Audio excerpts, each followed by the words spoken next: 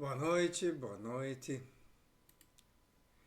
Estamos aqui na sexta-feira, dia 7 de março de 2025. Sejam todos bem-vindos a este canal. Vamos ver se hoje temos som, tudo certinho.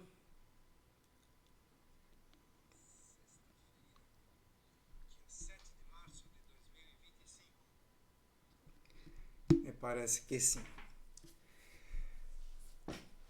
Hoje nós vamos ter um assunto bastante interessante e todos são bem-vindos para acompanhá-lo.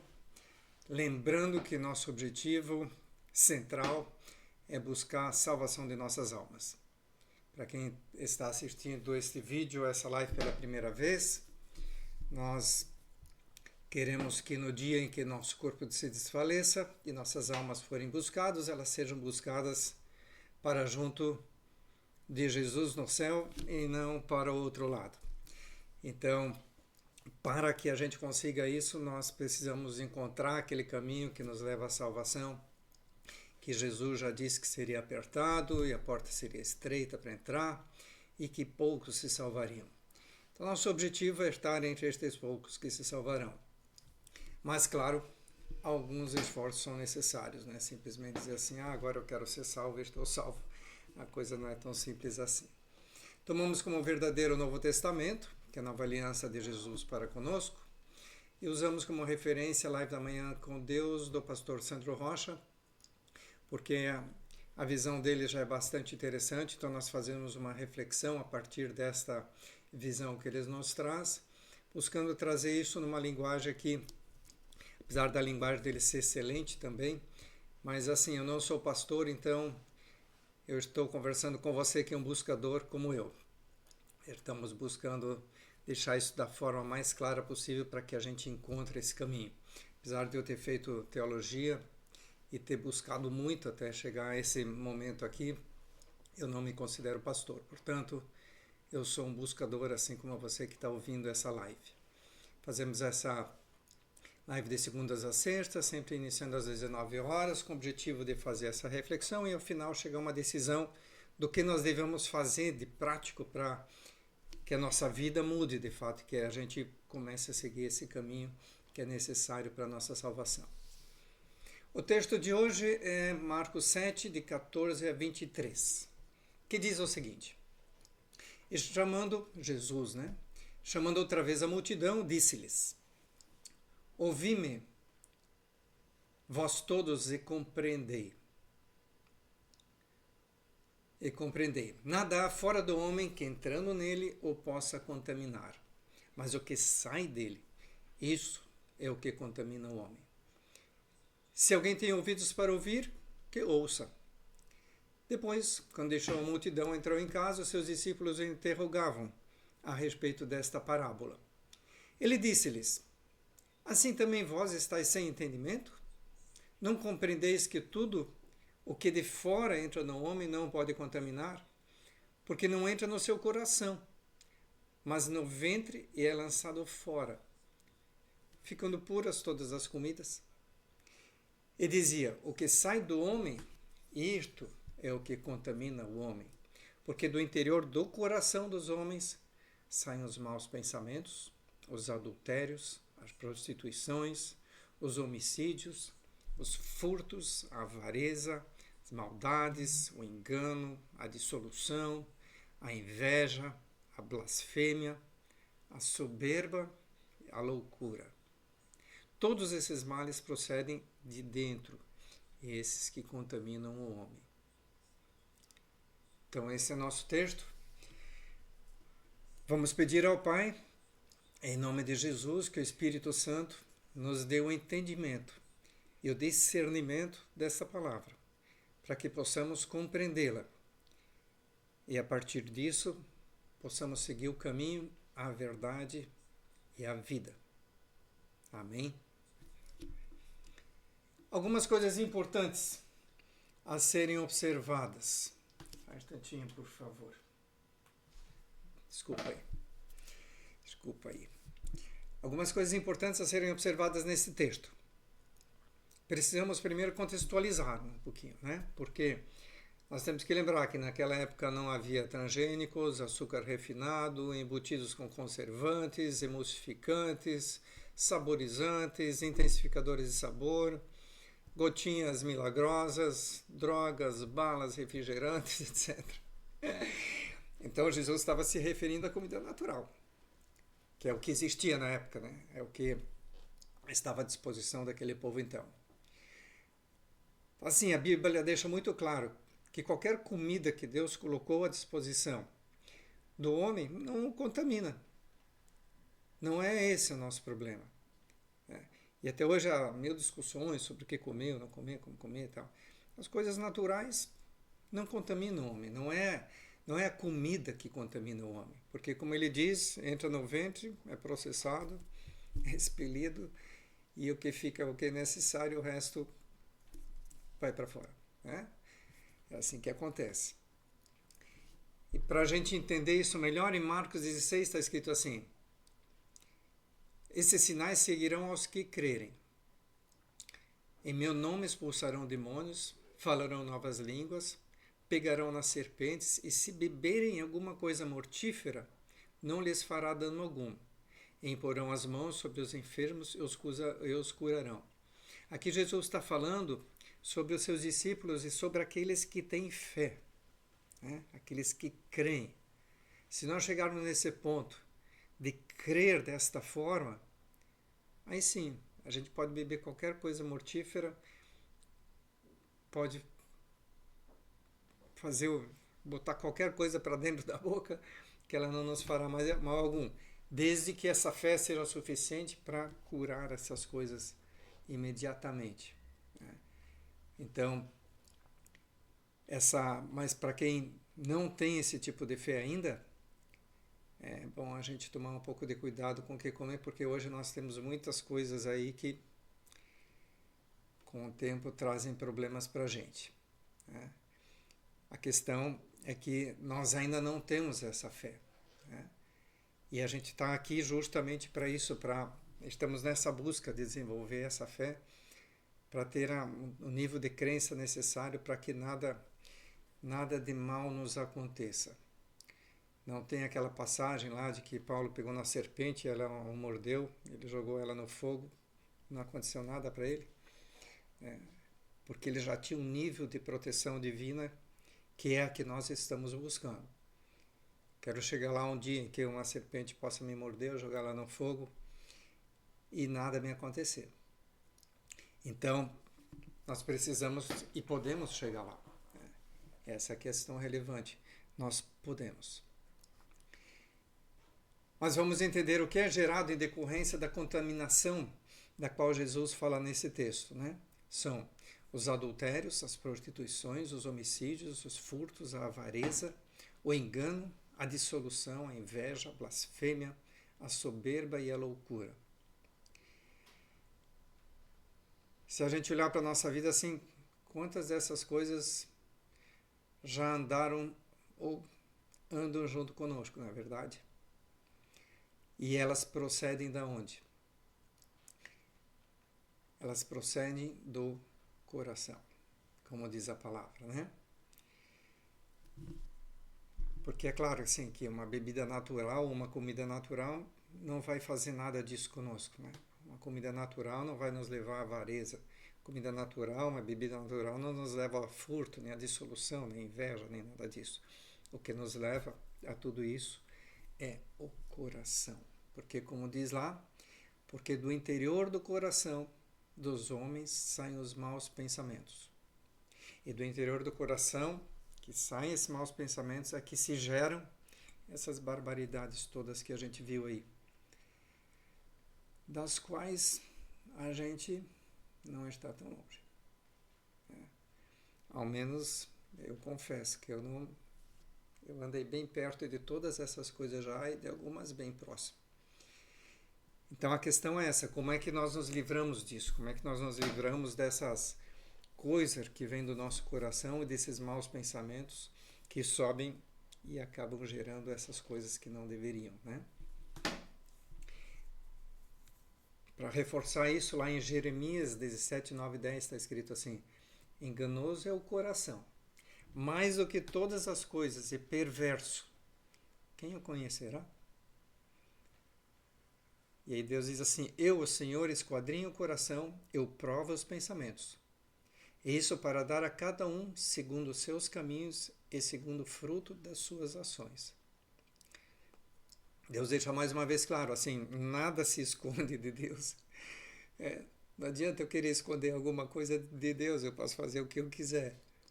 Todos os meus pensamentos, tudo que se passa no meu coração, tudo que se passa na minha razão, Deus conhece e sabe. Por isso que Ele é onipresente, onisciente, né, e onipotente. Então, não há nada que fique escondido dele. E por isso que nós devemos orar sempre, como já falamos mais em outras lives, em silêncio. Porque Deus escuta o nosso pensamento, mas o inimigo não. Né? O diabo, ele ouve tudo o que a gente fala. Tanto que para expulsar um demônio você tem que falar. Não adianta você querer expulsar em pensamento, você tem que falar. Então ele ouve tudo o que a gente fala. Mas ele não entende o nosso pensamento. Então ele não consegue ler. Deus sim. Então quando oramos, nós deveríamos orar sempre em silêncio, para que não haja ruído, né? Ninguém venha perturbar o caminho disso pelo qual a gente ora. Tem mais uma passagem que é bem legal em Lucas 6,45, que diz assim: homem bom, do bom tesouro do seu coração tira o bem, e homem mau, do mau tesouro do seu coração tira o mal. Porque da abundância do seu coração fala a boca. Então, da abundância do seu coração fala a boca. E em Tiago 3,10 ainda diz assim: de uma mesma boca procede bênção ou maldição, que completa essa questão aí, né? Então a gente vê, nós vimos já em lives anteriores também o poder que nós temos, né? Nós temos o poder de abençoar e o poder de amaldiçoar. Só que nós temos que cuidar com o que sai do nosso coração, porque o nosso coração é que gera todas aquelas coisas que nos contaminam. Elas não vêm de outro local, senão de lá. Tem um Eclesiastes, uma passagem que eu acho bem interessante, assim, que fala das vantagens do sofrimento, da paciência e da moderação, que é o que sempre deveria estar com a gente, né? E ele diz assim: melhor é a boa fama do que o melhor unguento, e o dia da morte do que o dia do nascimento de alguém. Melhor é ir a casa onde há luto do que ir a casa onde há banquete, porque ali se vê o fim de todos os homens, e os vivos o aplicam ao seu coração. Não é verdade? Melhor é a tristeza do que o riso, porque com a tristeza do rosto se faz melhor o coração. O coração dos sábios está na casa do luto, mas o coração dos tolos na casa da alegria.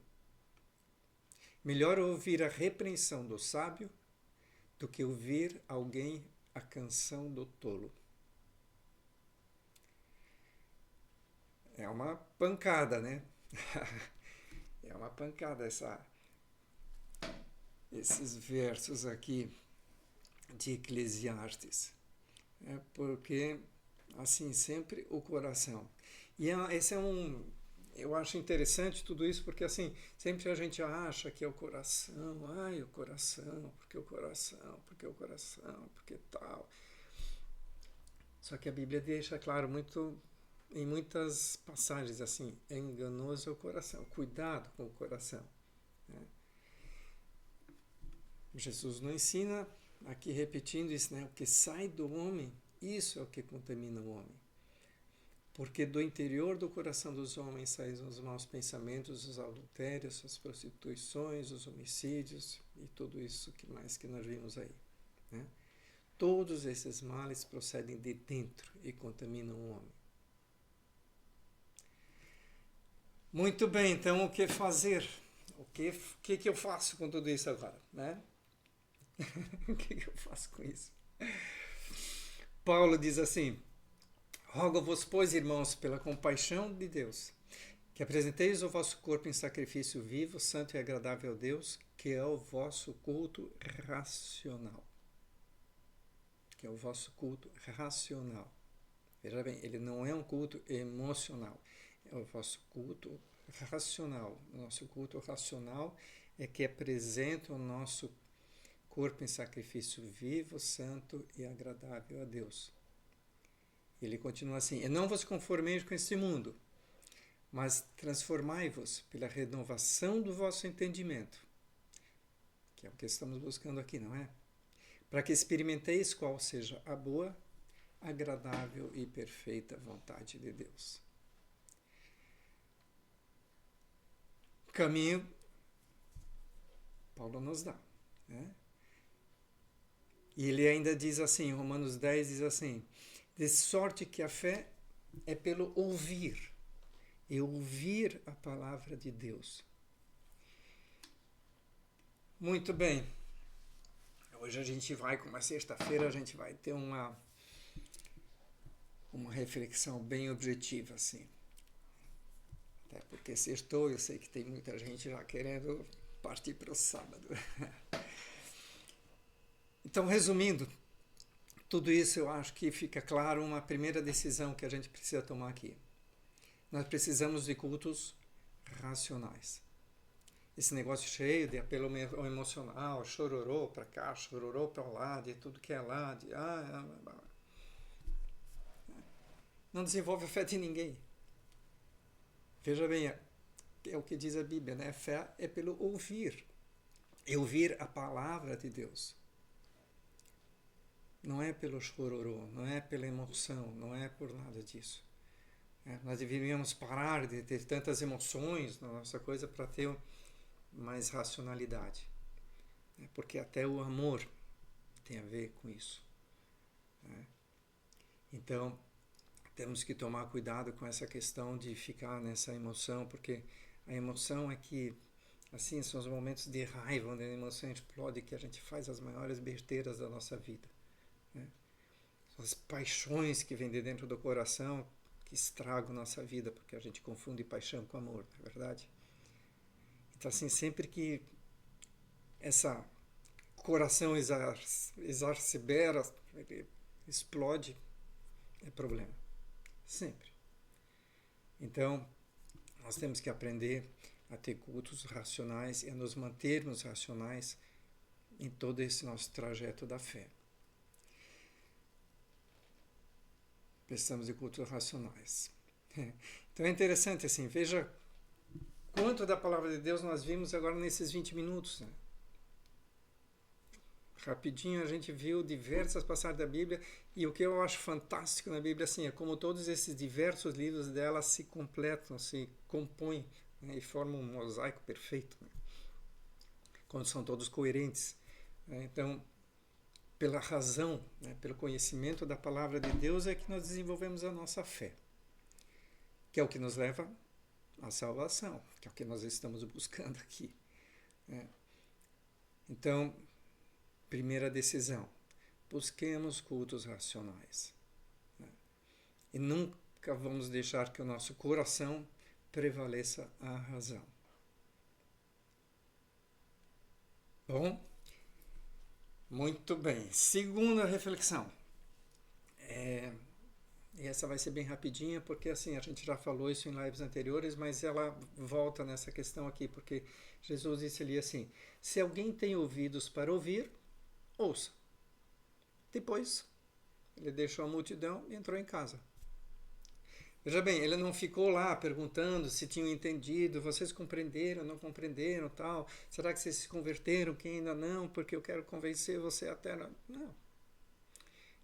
Ele plantou a semente e tchau. Né? Porque ele diz, quem tem ouvidos, ouça. Quem não tem, tudo certo. Ele não ficou insistindo. Né? Nós temos que deixar de insistir essa coisa de querer levar a palavra de Deus para todo mundo. Né?